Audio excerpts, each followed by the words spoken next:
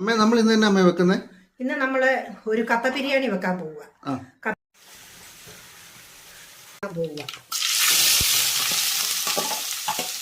അരപ്പ് ഈ വഴന്ന സബോളയ്ക്കകത്ത് ഇടാൻ പോവുക.